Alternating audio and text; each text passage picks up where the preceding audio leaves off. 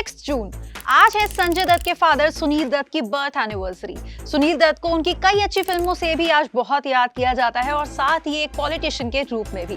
सुनील दत्त 6 जून 1929 को झेलम में पैदा हुए थे, जो अब पाकिस्तान में है।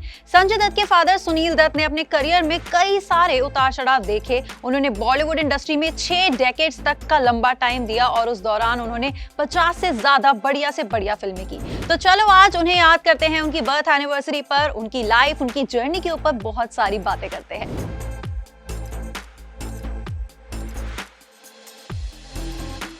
सुनील दत्त सिर्फ 5 साल के ही थे जब उन्होंने अपने फादर को खो दिया था, जिसकी वजह से उनका बचपन काफी मुश्किलों से भरा रहा। मां कुलवंती देवी ने किसी न किसी तरह से अपने बेटे की परवरिश भी की थी। इस दौरान सुनील ने पढ़ाई नहीं छोड़ी क्योंकि वो पढ़ना चाहते थे और हायर एजुकेशन के लिए वो उसके लिए मुंबई भी चले गए।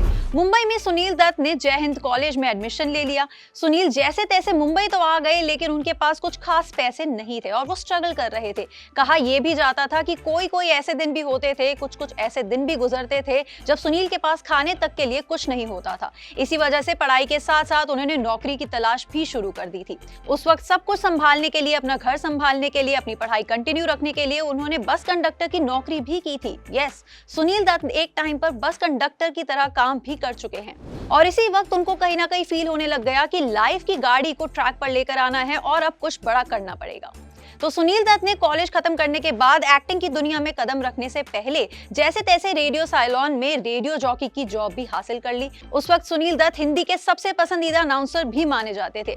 अच्छी खासी नौकरी होने के बावजूद सुनील के मन में कहीं ना कहीं एक्टर बनने की बहुत चाह थी। फिर कई सालों तक आरजे की तरह काम करने के बाद उनकी किस्मत ने यू टर्न ले लिया और 1955 में उन्हें उनकी पहली फिल्म एज एन एक्टर मिल गई। फिल्म का नाम था रेलवे प्लेटफॉर्म, जिसे रमेश सजगल ने डायरेक्ट किया था। हालांकि ये फिल्म कुछ खास कमाल नहीं दिखा पाई थी, लेकिन रमेश सजगल ने ही सुनील दत्त का असली नाम यानी कि बलराज दत्त बदलकर सुनील दत्त रख दिया था और कहा जाता है और माना भी जाता है कि इसी से उनकी लाइफ असल में बदल गई थी। सुनील को असली स्टारडम 1957 में आई फिल्म मदर इंडिया से मिल गई थी। बस इसके बाद से तो उनका करियर आगे ही बढ़ता रहा और उन्होंने साधना, इंसान जाग उठा, मुझे जीने दो, खानदान जैसी कई बढ़िया और जबरदस्त फिल्में हम सबको दी। इसके बाद ही उन्होंने पॉलिटिक्स में भी जैसे तैसे कदम रख लिया और बहुत पसंद आने लगी उनको पॉलिटिक्स। सुनील दत्त वहां राज्यसभा सांसद रहे थे। इसके अलावा Sunil Dutt minister of youth affairs and sports भी बने थे।